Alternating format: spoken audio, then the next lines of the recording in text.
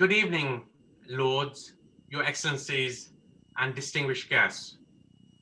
A warm welcome to you all from me, Zima Sivardin, as the Chair of Commonwealth Future.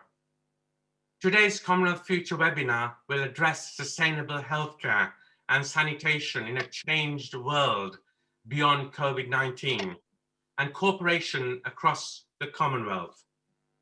We are privileged to have such distinguished contributors so well engaged in addressing the health and economic challenges facing the citizens of the Commonwealth and the world. It is also gratifying to see such a distinctive audience spanning so many parts of the world at this virtual meeting. We have some housekeeping rules for this webinar. Please keep your microphone muted during the session. We are recording this webinar. Thank you. A quick introduction to the Commonwealth and Commonwealth Future before we introduce our distinguished contributors. The Commonwealth represents one of the largest groups of countries outside the United Nations, with almost a third of the world's population, joined by the shared value of improving the lives of all the people within the Commonwealth.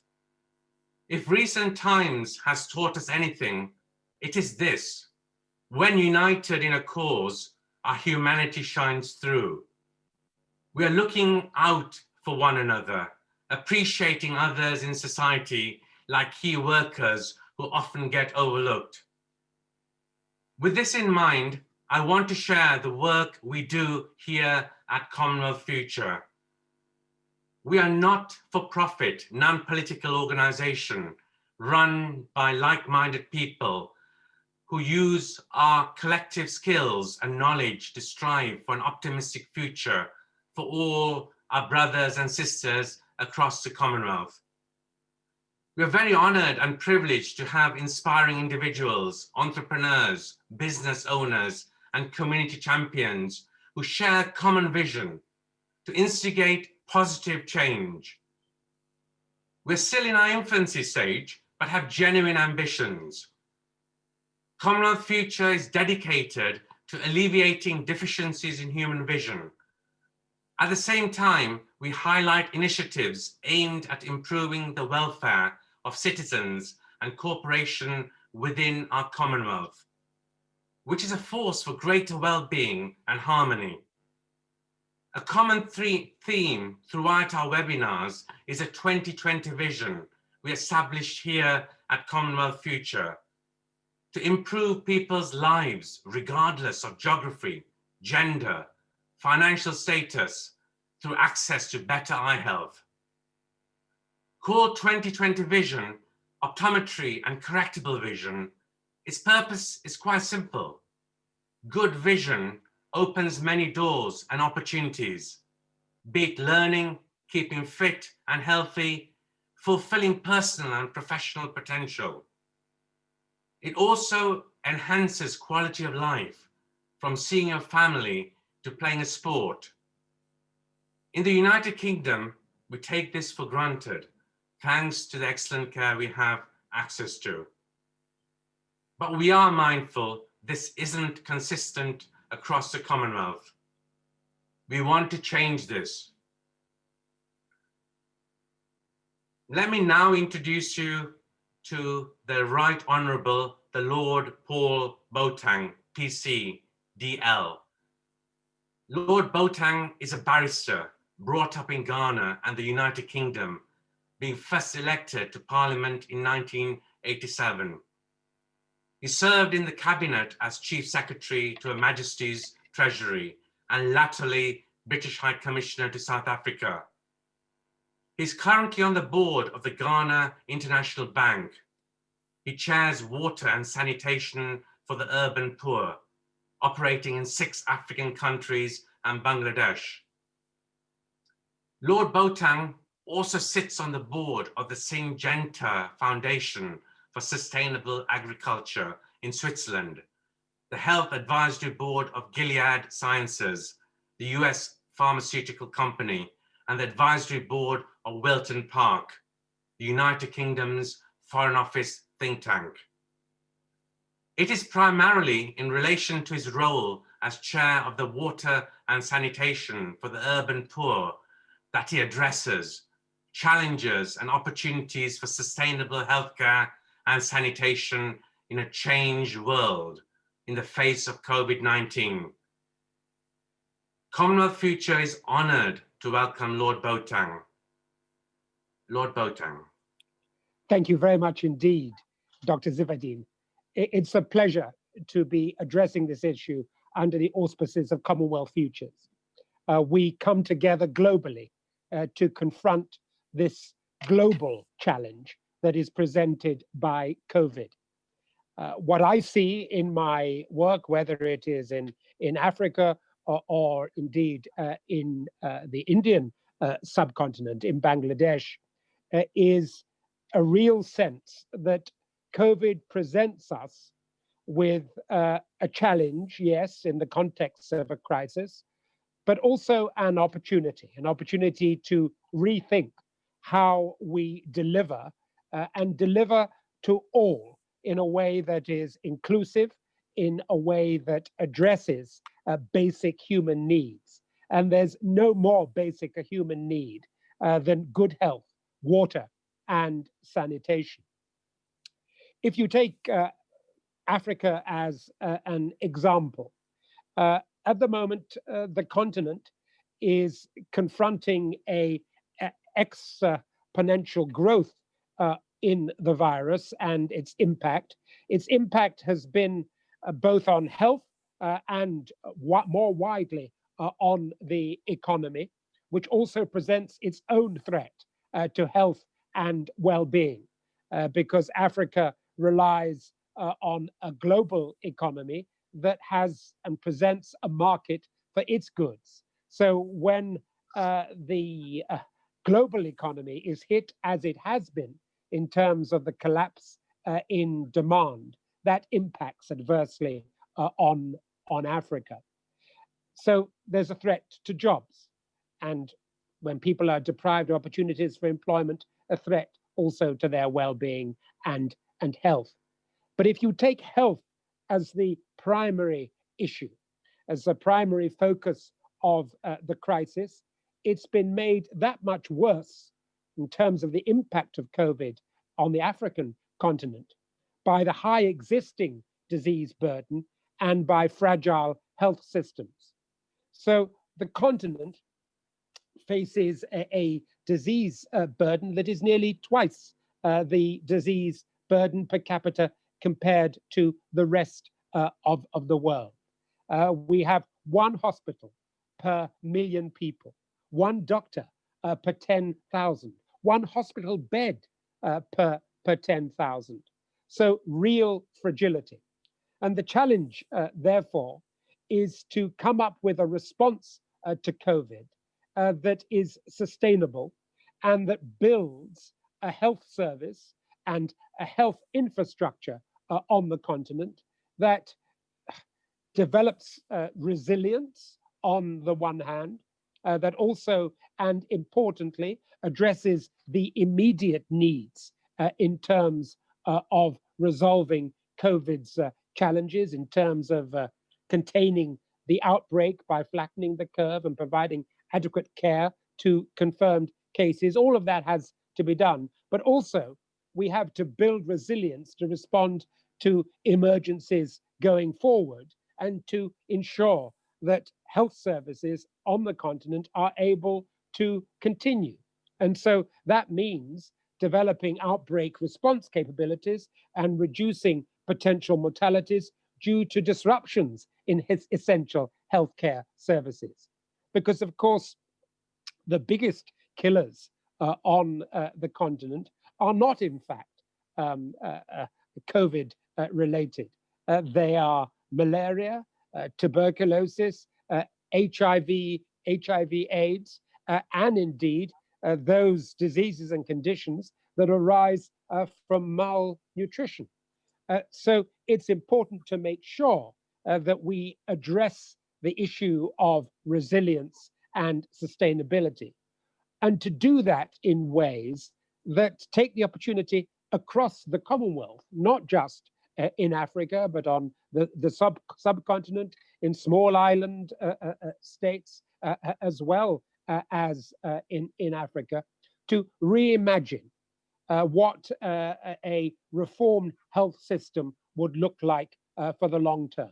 How we can strengthen healthcare systems to become high performing and less vulnerable to future shocks. And that means increasing workforce capacity and capability.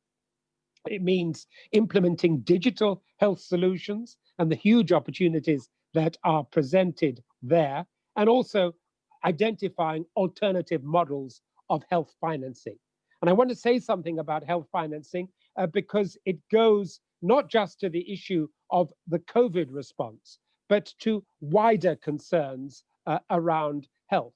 And that includes the issue of sight, that I know is so dear to the concerns of Commonwealth future as an organization. Because the reality is in Africa that there are only 3 countries that spend up to the Abuja Declaration hallmark of that which is needed in order to have an effective healthcare system. That is 15% of their total budget. Only 15%, 15%, which many argue is of itself not enough in order to meet the healthcare needs of the continent. But there are only 3 countries, Botswana, Rwanda, and Zambia, all Commonwealth countries, as it happened, who happen to meet the Abuja Declaration target. And that means that there is gross underinvestment in the healthcare infrastructure of Africa, and a challenge in order to address that, and to address it in a way that enables the continent to have a holistic healthcare system, one that recognizes that heart conditions, neglected tropical diseases, the needs of a population when it comes to sight, when it comes to hearing, the needs to deal with child mortality and indeed maternal mortality, all those issues. Cancer, which is grossly neglected in and on the continent of Africa. All those issues require effective health systems, health infrastructure, building the capacity of healthcare workers. The Commonwealth provides a forum in which it's possible to discuss these issues, in which it's possible to share good practice, and where also, and importantly, we can help build the capacity of healthcare systems on the continent. I just want to say a few words about that and about the Commonwealth's potential in that regard. When I was High Commissioner to South Africa, we saw being rolled out a very effective memorandum of agreement between the United Kingdom and South Africa about the recruitment of healthcare workers from South Africa to work in the UK.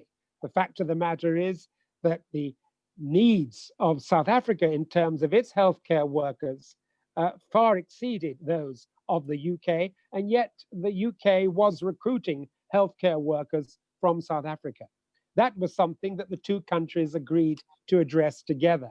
But also, and importantly, they agreed that it was possible to create a framework by which healthcare professionals and hospitals in the United Kingdom and in South Africa shared examples of good practice. From time to time, shared personnel and procedures in order to improve the health and well-being of both citizens of South Africa and of the United Kingdom. Now, that's a model that can be replicated across the Commonwealth, between Commonwealth countries, in order to address health needs. Also, and importantly, research and development, and research and development that is linked to manufacturing, because there's a real need on the continent that COVID has revealed to utilize the potential of African skills and a labor market that contains all too many well-qualified people whose skills are being underused, to utilize that and the entrepreneurial drive that exists within the continent in order to create effective healthcare industries on the continent. And that's about the production of pharmaceuticals. It's about agreements across the Commonwealth about the use and development of generic drugs. And India has a huge amount to contribute in that regard. And it's also about research into diseases and into conditions that would otherwise be neglected. And the Association of Commonwealth Universities, alongside the Commonwealth Business Council, in this whole area of health-related industry and research and development, has a role to play. So in responding at this time to the challenge that COVID represents, we have the potential as a Commonwealth family to do something about it. Nowhere is this more vividly displayed than in the area of water and sanitation. And I close on that because water and sanitation, improved water and sanitation services, underpin almost every other developmental goal. And I think it's very important that we go forward on the basis of the Sustainable Development Goals. The great danger is that COVID will effectively knock us off course in terms of their delivery. And we mustn't allow that to happen. So water and sanitation delivered under SDG 6, water and sanitation and hygiene improvements bring huge benefits. They bring huge benefits in terms of ensuring that you are able, at the most basic level, to effectively promote hand washing, which is so important in combating COVID, but also and importantly, ensuring that women and girls who all too often bear the primary responsibility for household water supply, who all too often are most affected by poor sanitation. The number of girls who miss out on education because of the lack of availability of sanitary pads, because of the lack of the availability at schools of safe toilets and washing facilities. All of those things are areas which we in water and sanitation for the urban poor, whether we are working in Africa, in Bangladesh, or in India, and we work in all those places, are seeking to address. To improve wash services, water and sanitation and health services provides also, and importantly, a whole range of economic benefits. Less sickness, less time collecting water results in more working opportunities. Diarrheal diseases such as cholera are the second leading cause of death in children under 5. We can significantly reduce outbreaks through safe water, improved sanitation and hygiene. River blindness is a condition that is exacerbated in terms of contact with infected water by the requirement of people to go down to the rivers, to lakes, where this disease can be picked up. A disease that can be treated, can be dealt with if you have in place the health infrastructure and the capacity that is necessary. So at this time, we want to see not just Commonwealth governments coming together, not just the more effective sharing of good practice, the more effective coordination of development aid, also and importantly, countries being able to mobilize their own resources more effectively through the tax system. but we also need to recognize the importance of civil society.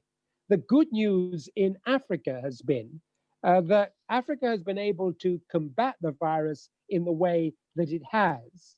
After all, it only has actually 4% of the world's cases. It only so far represents 2% of the world's deaths, partly as a result, actually, of some very effective public health responses to the virus that have resulted from lessons learned during the Ebola crisis. And important in that has been a public health response around testing, a public health response around the importance of hand washing and improved sanitary practice that is really an exemplar, and again, something that the Commonwealth can share.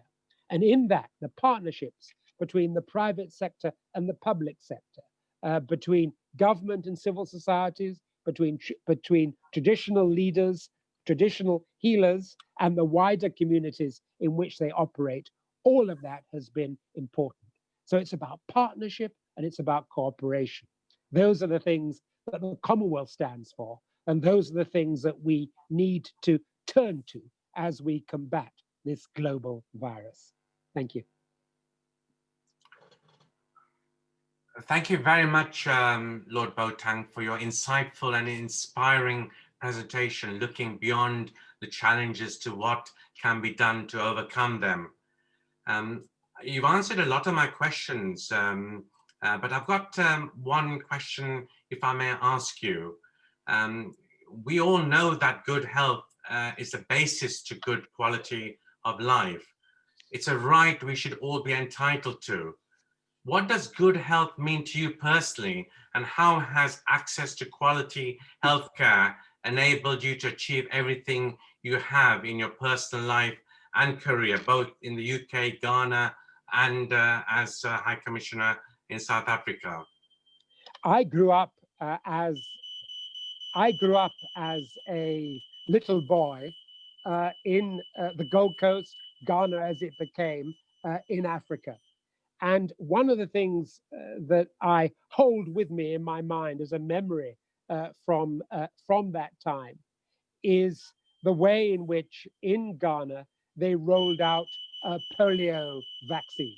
I remember queuing up with my mother in downtown Accra for that first polio vaccination. And it came about as a result of a very, very effective public health messaging. And we've seen that it took what? How old am I now? Well, I'm 69.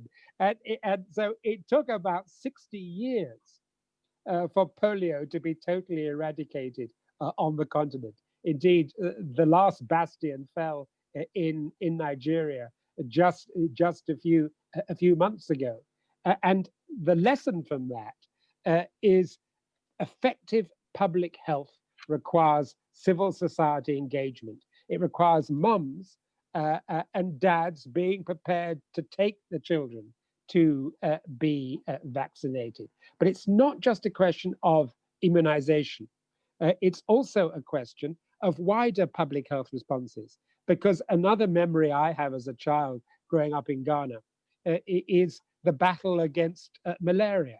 That took a number of forms. First of all, the mosquito net, very important, but also and importantly, we had public health officers who went around spraying, who went around drawing attention to pools of water, to drains that were blocked. And as a schoolboy, we unblocked the drains in our school. That was something that we regarded as our responsibility.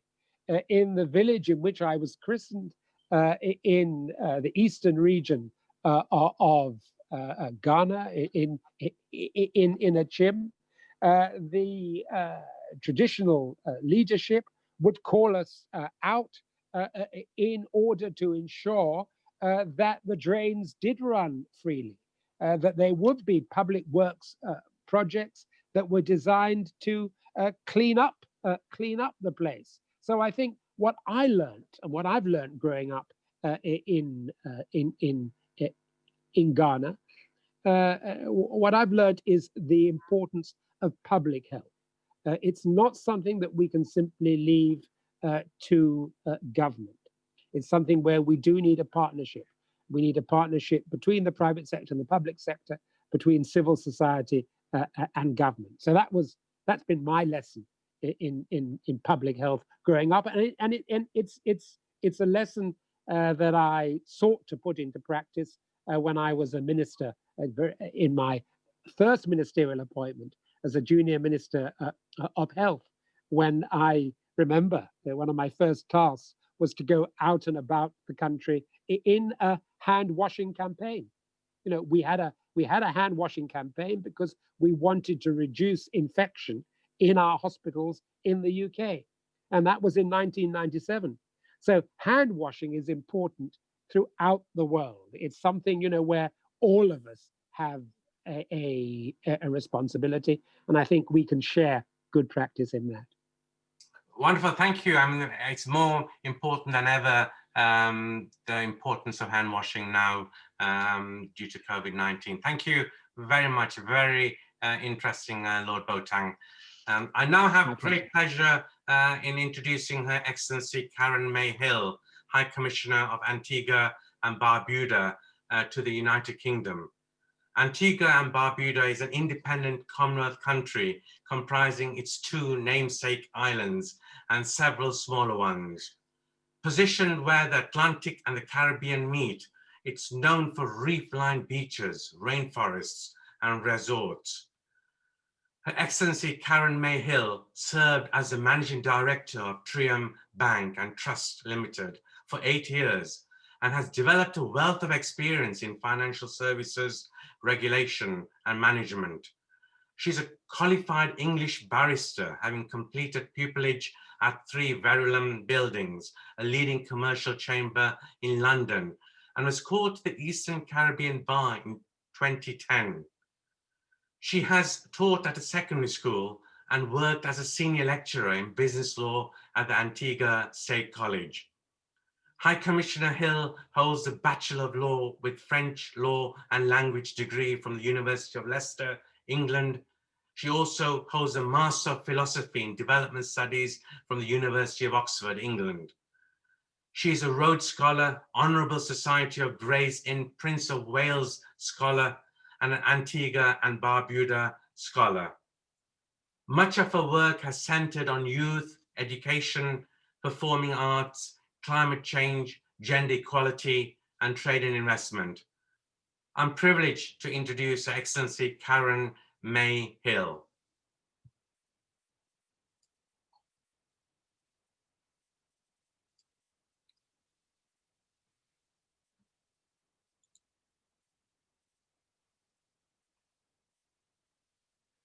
I think her internet dropped out, Zamal. All right. Unfortunately, Her Excellency Karen-Mae Hill has a technical issue. I think there must be internet issue. So I would now like to move on to the next guest on our webinar. I would now like to introduce Mr. Papa Kow Bartels, Head of Trade and Investment at the Ghanaian High Commission to the United Kingdom and Ireland. Ghana is a country of Western Africa, situated on the coast of the Gulf of Guinea, being one of the wealthiest countries in Africa due to its considerable natural wealth, lush forests, diverse animal life, and miles of sandy beaches along a picturesque coast. Ghana celebrates its rich history, its habitation possibly dating from 10,000 before Christ, and a fascinating repository of cultural heritage. Ghana has been chosen by the African Union to host the Secretariat of the African Continental Free Trade Area. In this distinguished role, Mr. Bartels is engaged in strengthening cooperation across the Commonwealth to realize the potential such cooperation offers. I'm delighted to introduce Mr. Papa Kow Bartels. Thank you very much, Dr. Zimuddin. I am very happy you've given such positive review of Ghana, and I'm very happy about that. Maybe more significant is that Ghana is the center of the world. You know, that's where latitude 0 and longitude 0 is. So Ghana represents the center of the world. The topic you've given me to discuss or to share with is quite interesting because I find that within Africa, we are not trading amongst ourselves. And then also within the Commonwealth, it has always been, if you like, a political association. But with the dynamics that we're having in the world today, I believe that there's the need to do more. I would want to look at this whole discussion from, given the time that I have, from the point where I'll look at some hindrances to trade and how we can push trade, and then maybe share some thinking, how people, businesses, government, entrepreneurs can take this whole thing forward. Firstly, I would want to say that within Africa itself, trading is just about 10, 12%. In fact, current statistics is pushing it at 16, but by what we've had, the kind of experience that the world has had in the last 6 or 7 months thereabout, the dynamics have changed a bit. But a major issue that we have had is that we have, in terms of trade within Africa and the Commonwealth, we've had unnecessary barriers, non-tariff barriers put in place. And then you can also have, excessive documentation to trade. In fact, I was on a webinar a few weeks ago, and a Zambian gave an example of him trying to trade with Ghana and then trying to do some trade with the Nordic, one of the Nordic countries. In terms of distance, between Zambia and Ghana is quite short. But the kind of documentations that you would have to go through, it's so burdensome. And it is easier and cheaper to do business elsewhere than to do business within Africa. And I dare say a similar thing happens. Even with some transportation, if you want to travel to certain places in Europe, you would have to move from your country and move into Europe before you get back to, or you get to the place where you really are destined to go to, instead of moving directly from one country in Africa to the other. So it is a bit of a difficulty. Really, what is trade? Trade is just an activity that we undertake in services or in goods. And if documentation would become a hinder, then I think that we would be having a challenge there. Another issue that I have found, and this cuts across practically everywhere, it's the burdensome nature of our customs procedure. We need to have a relook at how we have structured customs within our settings. And then we have, especially at the African end, we have very inefficient port systems. And it is also not supported by good infrastructure. So you tend to have challenges when you want to engage in trade. And then if you have, if you want to do trade amongst ourselves in Africa, in fact, currently we have 19 African countries as part of the Commonwealth. So it's almost like half of Africa is Commonwealth. But trading amongst us is so difficult to do. And I'm saying that it is because I think that we haven't broken barriers. We haven't opened ourselves up easily, for us to trade. And I believe that we need to reduce the red tapeism and also take good care of our non-tariff barriers that we've put in place. We need to look at how best we can remove them. But one key factor that will drive all this is trade facilitation.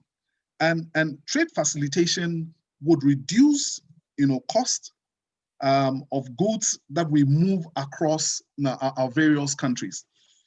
What we've not done very well is, like I said earlier on, is to look at the kind of documentations and systems that we've put in place that would enable a good flow of trade amongst ourselves.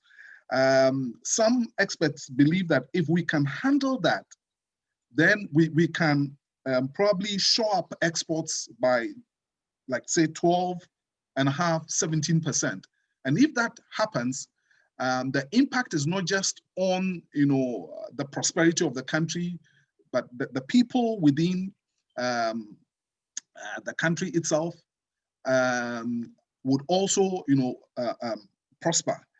And then I have also found that trade is not just trade and investment is not just investment, but when you engage people and you engage them so well, you end up becoming a family in a typical African cultural setting. That is what it is.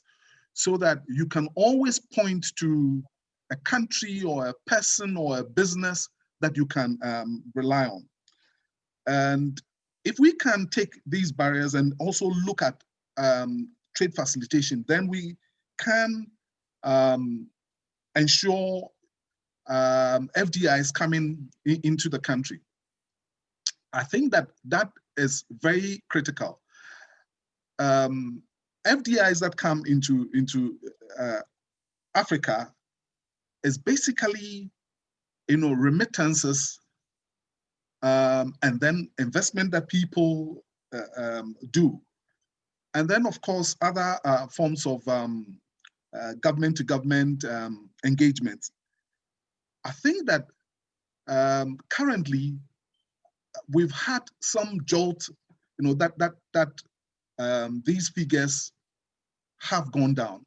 But I think that we can improve it. Like when Lord Boateng was speaking, he mentioned the fact that we've gone around, the COVID situation in such a fantastic manner that, in fact, some people believe that in Ghana, where I come from, that COVID is no more there, because it's been so well handled.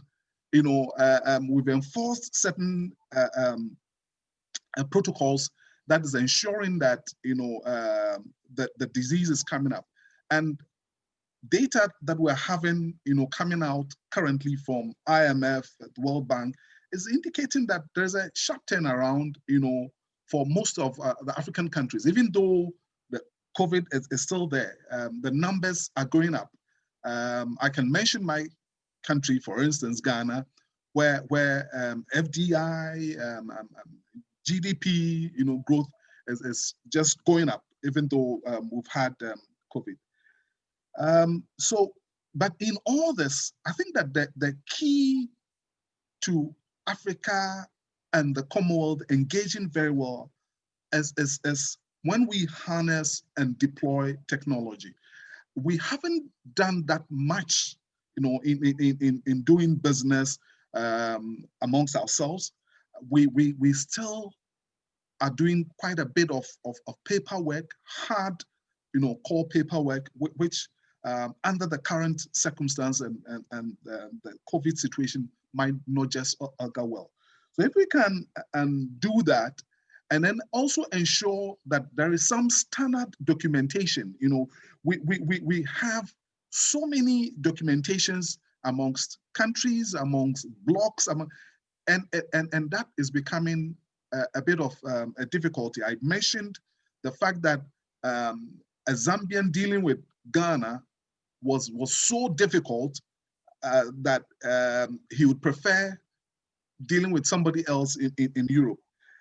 We need to look at that. And then we also need to do a lot of automation. That is what I think would drive, speed into our trade and then investment. And then look at the human capital that we have.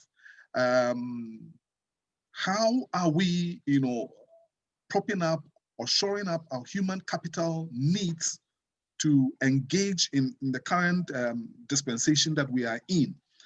I believe that if we look at that, then we will be headed, places. Having said that, what we've also not done is to use the institutions and associations within countries, the Commonwealth, in Africa. We need to engage them well, because people talk about doing business, trading, investing, and I have lots of calls in my office where people come in and then they tell me, oh, I contacted a certain person, a certain business, and I'm not getting the needed, responses towards, ensuring good business. What I'm saying is that let's use institutions, recognize institutions within the Commonwealth, within Africa, to ensure that when we want to do business, we have recognized institutions who can identify, recognize businesses for progress. And one thing that I think that most countries and most business people, and even sometimes governments, don't do is what I call doing an effective business recce. We need to look at the businesses that we want to engage with, go drill down to the fine details to ensure that you know exactly who you are doing business with and how you can do the business. And then that the business, there is recourse for some kind of a settlement if you engage in business with these people. Another issue that I think that we also haven't done very well is to look at the pool of, if you like, a new breed of African leaders who are into business. In fact, I am amazed at what some young people are doing, leveraging on current technology and developing apps that can drive businesses. We haven't done that within Africa, and I dare say some of the Commonwealth countries very well. So we need to be looking at things like that if we want to really go places. Like I said, if we want to push for good business engagement within Africa, we also need to look at the kind of policy prescription. Like I said earlier on, the Commonwealth has been more political than economic. And so if we want to drive some good engagement in trade and investment, we need to look at, the Commonwealth needs to look at the possibility of coming up with some policy prescription that would ensure that we can have effective engagement. And then also businesses within the Commonwealth can look at doing a vertically integrated business. You have, your business wherever you have, but you can also have, if you like, a subsidiary or a part of your business elsewhere where you can control processes, you can reduce cost, and then you can improve efficiency. And I think that if we do that, it would help with the development of trade and investment within the Commonwealth. Thank you very much. I've just seen Excellency, the High Commissioner of Antigua and Barbuda returning to the screen. She's returned from the internet. I just wondered, before the expiry of this webinar, it'd really be wonderful to give her a bit of time to speak as well. You've been very insightful, and it's been wonderful to hear about the commercial trade and investment in Ghana. And perhaps we can continue the conversation later. But I'm really keen also on getting Excellency in before we finish, if you don't mind. Thank you very much, Mr. Papa Kow Bartels. I really appreciate that. As I was introducing Her Excellency, she's a very illustrious lady, a barrister. Please, it's over to you, Your Excellency. We'd be delighted to hear about cooperation across the Commonwealth from your viewpoint. Yeah, thank you, Mr. Chair, and apologies for my internet acting up. Last year, the Commonwealth celebrated 70 years. And I had to think about what 70 years mean, because I'm not quite near that age as yet myself. My country in 2 weeks celebrated its 39th anniversary of independence. And so we are quite young as well, compared to the life of the Commonwealth. Although, of course, the Commonwealth's relationship with each of its member states is much longer than the 70 years that we celebrate the modern Commonwealth as being part of. And I think about our Commonwealth's 2.4 billion people, spanning 5 regions, made up of small countries, majority are small island states, wealthy countries, G7 countries, OECD countries, Paris Club countries. And I think that this unique combination of countries, joined by common values, a common history, should really be championed in cooperation in a very big way.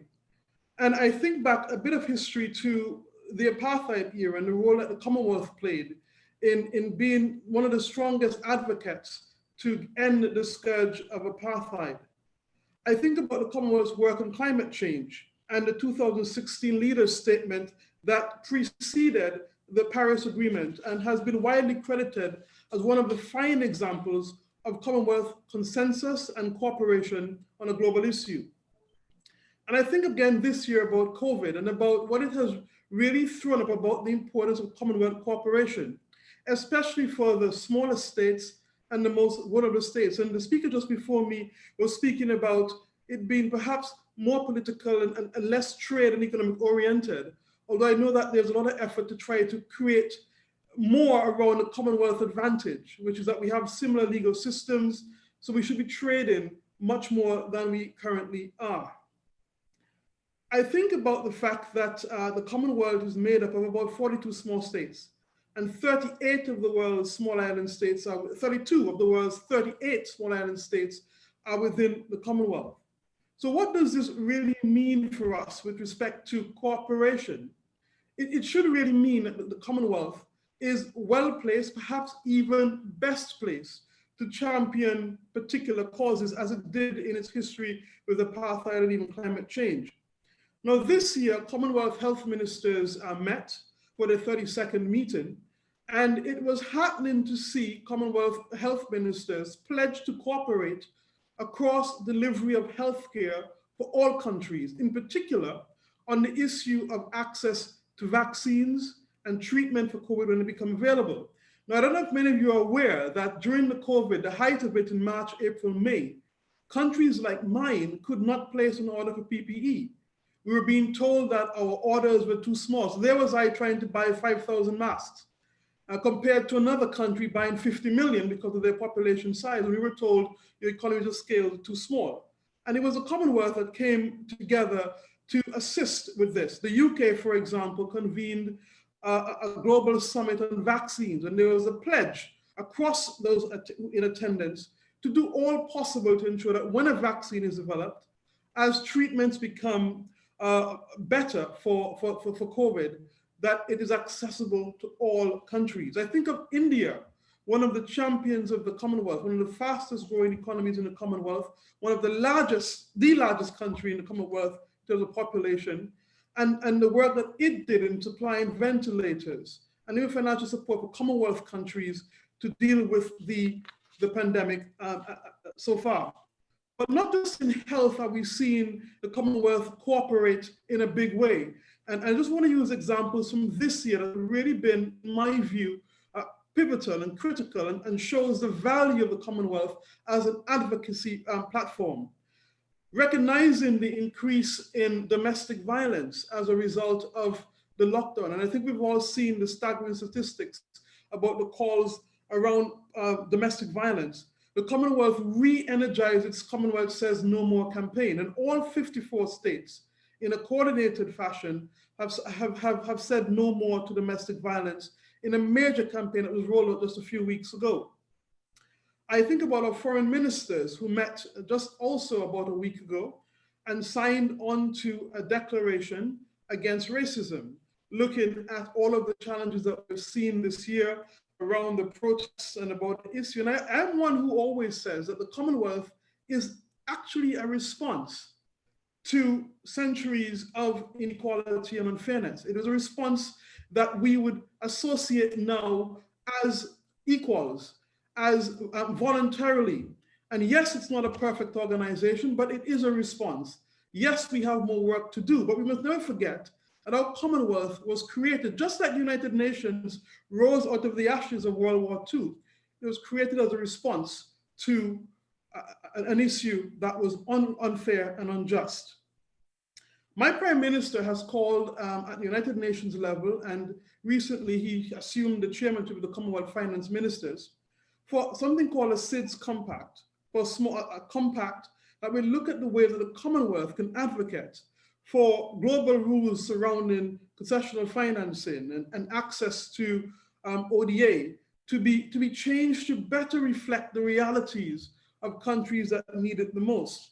Countries like ours in the Caribbean, Lord Boateng, who have to deal with hurricanes as well, and all of the challenges that a tourism-based primary industry creates.